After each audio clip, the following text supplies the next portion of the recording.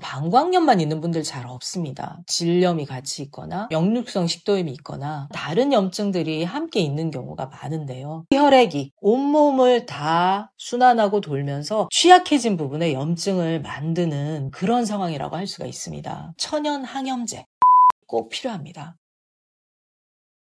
안녕하세요. 구몬TV의 김은숙입니다. 방광염으로 고생하시는 분들 참 많은데요. 삶의 질이 많이 떨어지지만 대놓고 얘기하기도 힘든데요. 급성으로 왔다가 사라지는 분들도 있지만 만성적으로 재발을 하는 분들이 많습니다. 상담을 하다 보면 짧게는 몇 년에서 길게는 몇십 년 동안 방광염으로 고생하고 있다는 분들 많이 만납니다. 다양한 검사도 받아보고 좋다는 유산균부터 양한방 비롯해서 치료나 시도를 해본 분들이 많습니다. 어떤 몸 상태이길래 방광염이 잘 생기고 끊임없이 재발을 하는 건지, 근본적으로 해결할 수 있는 방법은 없는 건지 원인과 해결 방법 알려드리도록 하겠습니다. 방광염 자주 걸리는 분들 두 가지 특징이 있습니다. 첫 번째는 몸이 차다는 건데요. 이런 말씀 드리면 열이 많다, 열감이 많다 그런 얘기 하시는 분들도 꽤 많습니다. 온몸이 차다기보다는 상열감, 위로 열이 뜨고 열감이 많지만 하체나 아랫배 쪽으로 충분히 혈액이 공급되지 않는 분들이 많습니다.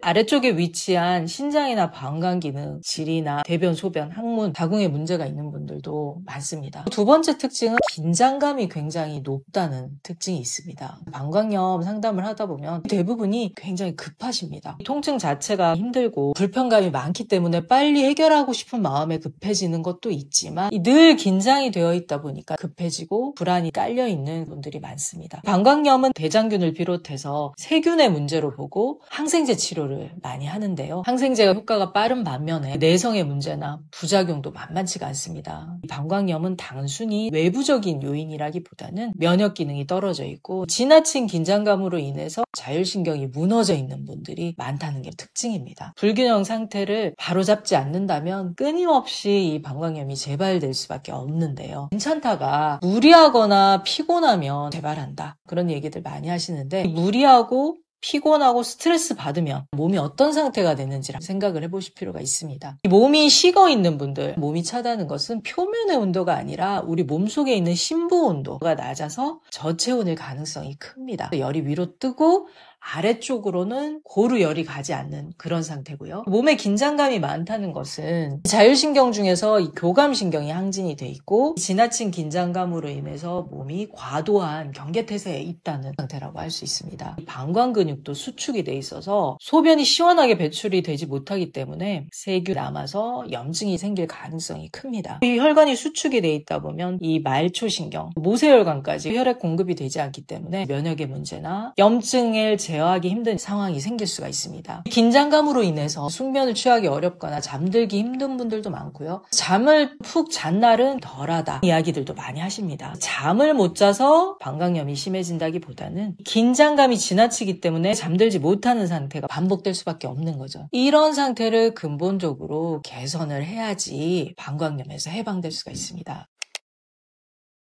방광염은 염증입니다. 모든 염증은 염으로 다스립니다. 증상을 들여다보면 방광염만 있는 분들 잘 없습니다. 질염이 같이 있거나 역류성 식도염이 있거나 다른 염증들이 함께 있는 경우가 많은데요. 혈액이 온몸을 다 순환하고 돌면서 취약해진 부분에 염증을 만드는 그런 상황이라고 할 수가 있습니다. 천연 항염제, 소금이 꼭 필요합니다. 염증은 체액 불균형, 전해질 불균형 상태에서 생기는 경우가 많은데요. 세포 속 노폐물이 잘 배출이 돼서 체액이 맑게 흐르고 잘 빠져나가야 하는데 소금이 부족하면 체액이 부족해지고 끈적해지고 체액의 순환이 더디게 일어납니다. 방광염에 물을 많이 마셔라, 하루에 2리터는 먹어라, 10잔 이상 먹어라 권고하는 내용인데요. 억지로 물을 마시려고 해도 물이 잘 들어가지가 않습니다. 물을 마시면 소변을 더 자주 보기 때문에 물 마시기가 꺼려지는데요. 물과 함께 소금이 꼭 필요합니다. 삼투압을 조절해서 염증 부위에 부종도 막아주고 세균이 자라는 환경을 억제를 합니다. 소금은 짜내고 밀어내는 역할을 하는데요.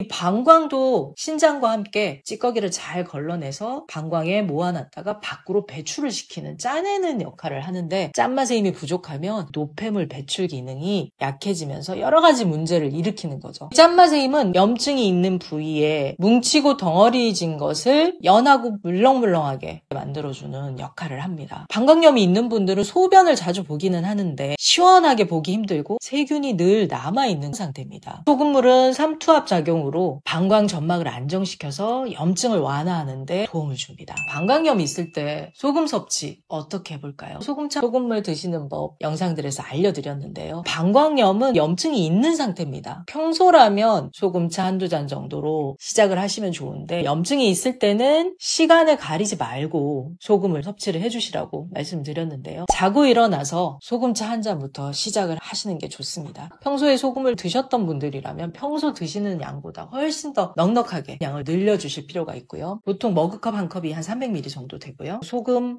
한 3g 정도를 넣어서 아침에 일어나서 따뜻하게 소금차 한 잔 드시는 것부터 시작을 하시면 좋은데 많다 싶은 분들은 200ml 정도부터 드셔도 괜찮습니다. 염증이 있기 때문에 농도를 좀 더 진하게 하셔도 괜찮습니다. 낮 시간 동안 공복이나 식간에 두세 잔 이상 소금물로 드시기 힘든 분들은 소금을 드시고 물로 이렇게 삼켜서 드시는 방법도 괜찮습니다. 밤 사이에 뭉친 노폐물을 배출하는데 도움이 되고요. 개인마다 상황이 다 다르기 때문에 드시는 양 조절을 하시면 됩니다. 혼자 하시기 힘든 분들은 고마운 센터로 문의 주시고요. 소금과 함께 지나친 긴장감을 풀어줄 수 있는 음식들 알려드리겠습니다. 방광염에 좋은 것으로 많이들 알고 계신 크랜베리가 있는데요. 열매 자체는 굉장히 시고 떫은 맛이 강합니다. 긴장감을 풀어주는 맛이 신맛인데요. 쉬게 해주고 긴장을 풀어주는 속성이 있습니다. 레몬, 발효식초, 베리류 좋습니다. 베리류에 해당되는 오미자, 산수유 좋은데요. 오미자 청은 설탕이 많이 들어가서 오히려 단맛이 훨씬 강합니다. 원물을 갈아 놓은 것, 맛과 효능을 취할 수 있는 것들로 드시면 좋습니다. 소금으로 염증을 다스리고 신맛 나는 베리류로 긴장감을 풀고 체온을 올리는 작업을 해주실 필요가 있는데 바꿔주셔야 될 생활 습관 몇 가지 알려드리겠습니다. 평소에 찬물, 찬 음료수, 아이스커피 드시고 계셨다면 당장 끊어주시고요. 따뜻한 물, 따뜻한 차 드시는 거 추천을 드립니다. 몸을 따뜻하게 하는 온열요법들 병행을 해주시면 좋은데 특히 데워주셔야 될 부분이 방광에 해당되는 아랫배와 방광경락이 지나가는 척추와 허리 부분입니다. 주무실 때는 공기는 선선하게 하더라도 등은 반드시 따뜻하게 하고 주무셔야지 방광경락의 순환이 잘 되고 굳은 부분이 풀리면서 방광을 건강하게 하는데 도움이 됩니다. 또 상담을 하다 보면 성관계를 가진 이후에 방광염이 더 심해진다는 얘기도 많이 하십니다. 방광에 해당되는 비뇨기 함께 작동을 하고 여성들 같은 경우는 가까이 붙어 있다 보니까 밀접하게 연관이 있습니다. 소금물을 먼저 드시고 하고 나서도 소금차, 소금물 드시면 좋고요. 소변으로 시원하게 배출을 해주시면 방광염 예방하실 수가 있습니다. 그 외에 소변이나 대변 닦을 앞에서 뒤로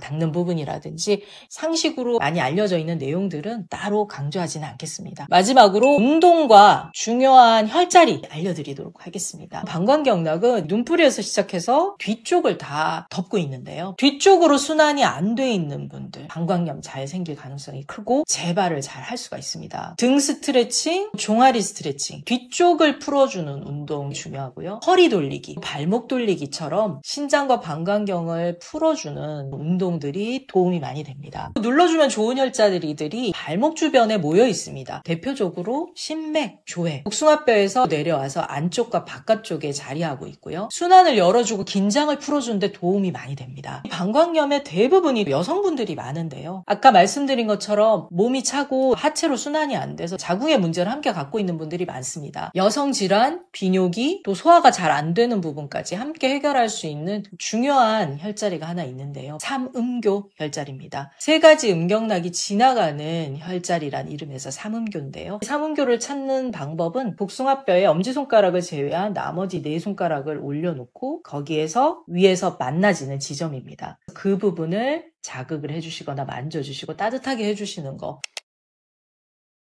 방광염은 단순히 세균 감염의 문제가 아닙니다. 원인을 밖에서 찾고 균을 죽이는 방식의 치료법은 한계가 있을 수밖에 없는데요. 근본적으로 염증에 시달리고 있는 나의 몸의 상태, 몸이 차갑고 긴장감이 계속되고 아래쪽으로 혈액이 잘 가지 않는 불균형한 상태를 개선하신다면 방광염 잘 걸리지 않을 뿐만 아니라 혹시 걸렸다고 하더라도 금방 회복이 되실 수 있습니다. 소금의 짠에는 짠맛의 힘을 이용해서 체액의 균형을 맞추시고 체액을 맑게 하고 염증에 강한 몸, 면역력이 좋은 몸으로 거듭나시기를 기원합니다. 더 궁금하신 내용은 짠맛의 힘 책 보시면 원리와 함께 방광염 사례들도 실려 있으니까 참고해 주시고요. 우리 안에는 스스로 치유할 수 있는 놀라운 생명력, 치유 본능이 있습니다. 그 힘을 알아봐 주시고 일깨워 주세요. 오늘 내용 도움되셨다면 구독, 좋아요, 알림 설정 꼭 부탁드립니다. 다음 시간에 더 유익한 내용으로 찾아뵙겠습니다. 감사합니다.